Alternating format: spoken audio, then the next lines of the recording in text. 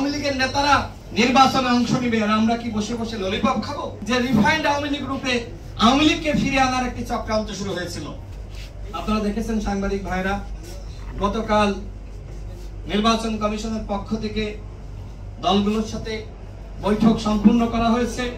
আমাদের দল গণ অধিকার পরিষদের পক্ষ থেকে আমরা প্রধান নির্বাচন কমিশনার এবং অন্যান্য নির্বাচন কমিশনার, সিনিয়র সচিব মহোদয়, তাদের কাছে আমরা স্মারকলিপি দিয়েছিলাম কোনোভাবেই যাতে এই সংলাপে জাতীয় পার্টির 14 দলকে আহ্বান না করে। নির্বাচন কমিশনকে ধন্যবাদ জানাই যে তারা ফ্যাসিবাদের দশক তাদেরকে সংলাপে আহ্বান করে নাই। ঠিক একইভাবে আগামী নির্বাচনেও যাতে এই ফ্যাসিস্ট আওয়ামী লীগের কোন নেতা, জাতীয় পার্টি, 14 দলের দশররা নির্বাচনে অংশ না নিতে পারে, এই জন্য জনগণকে সোচ্চার এবং সচেতন থাকতে হবে। আমাদের দলের পক্ষ থেকে আমরা আনুষ্ঠানিকভাবে নির্বাচন কমিশনে চিঠি দিয়েছিলাম এবং নির্বাচন কমিশন তারা জাতীয় পার্টি এবং 14 দলকে সংলাপে ডাকে নাই।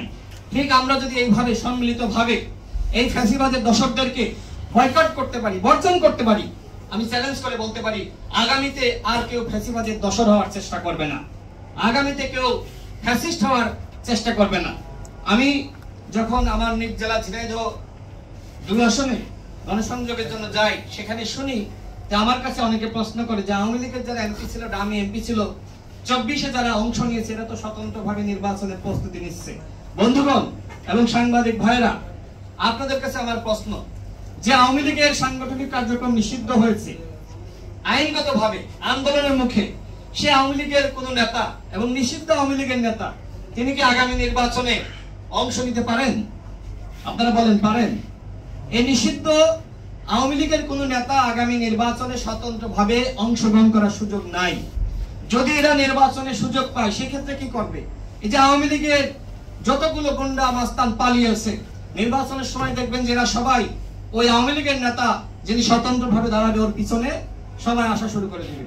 যত ধরনের গোলযোগ করা দরকার, নির্বাচন বানচাল করার জন্য যা যা করা দরকার সবই করবে। আমরা আগে শুনেছি এবং কিছু প্রমাণও রয়েছে যে রিফাইন্ড আওয়ামী লীগ রূপে আওয়ামী লীগকে ফিরিয়ে আনার একটি চক্রান্ত শুরু হয়েছিল, সেটি বানচাল হয়ে যায়, ছাত্র জনতা গ্রহণ করে নাই।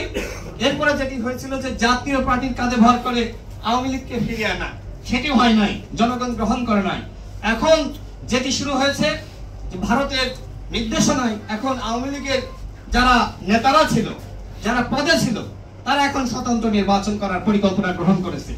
এদের উদ্দেশ্য নির্বাচনে অংশগ্রহণ করা নয়, বরং নির্বাচনকে বানচাল করা, অরাজকতা সৃষ্টি করা এবং কিভাবে আরেকটি একাগারের মাধ্যমে শেখ হাসিনাকে ফিরে আনা যায় সেই চেষ্টার মধ্যে তারা রয়েছে। বাংলাদেশে 1-11 না হলে আওয়ামী লীগ বাংলাদেশে আর ফিরতে পারবে না। এই জন্য আওয়ামী লীগের উদ্দেশ্য, আওয়ামী লীগের নেতাদের উদ্দেশ্য যে স্বতন্ত্রভাবে নির্বাচনে অংশ নিয়ে নির্বাচনকে ভণ্ডুল করে একটি 1-11 সৃষ্টি করা এবং এর মাধ্যমে শেখ হাসিনাকে বাংলাদেশে ফিরে আনা।